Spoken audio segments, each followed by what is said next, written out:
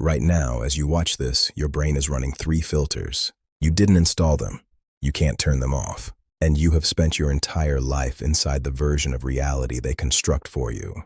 By the end of this video, you'll know exactly what they are and what they've been hiding from you.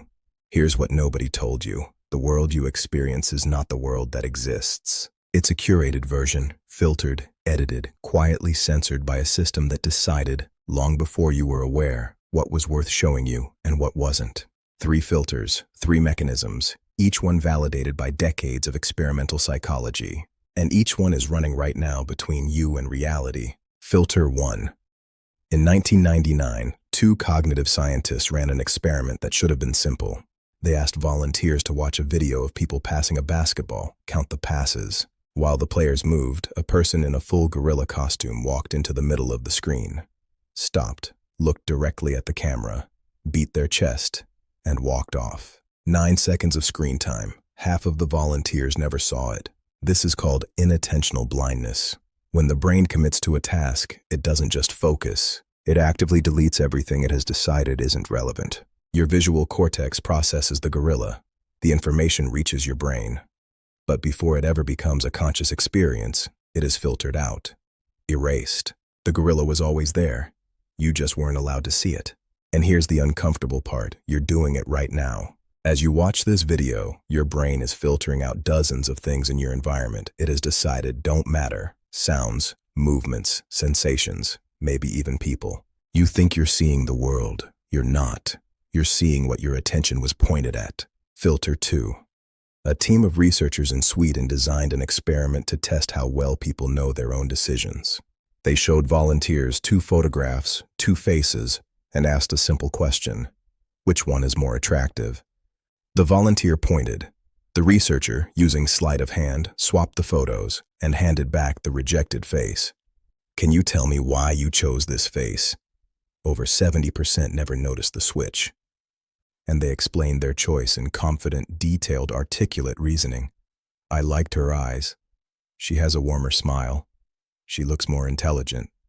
They were describing the face they had rejected seconds earlier. This is choice blindness, discovered by Peter Johansson and Lars Hall at Lund University, 2005. What they proved is more disturbing than the experiment itself. Your brain doesn't simply fail to track its own decisions. It manufactures justifications for decisions you never made and believes them completely. The reasons you give for what you do, what you choose, what you believe, are not the reasons you actually did, chose, or believed.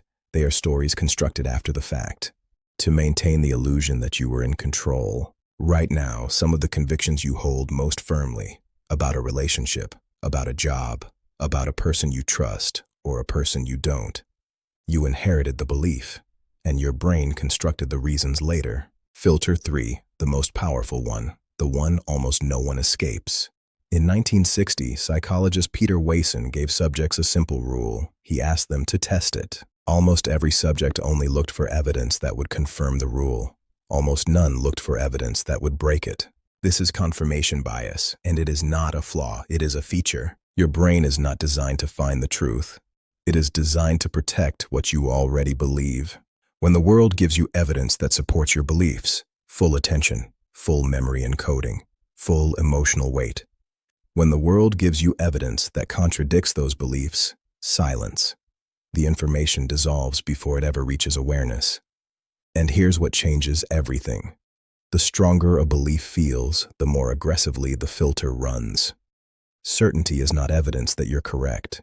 Certainty is the sound of your filter doing its job. 3 filters. You don't see what doesn't fit.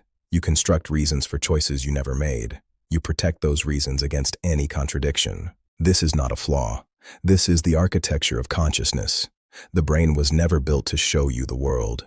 It was built to keep you functional inside a version of the world small enough to manage. The question has never been whether you can turn the filters off. You can't.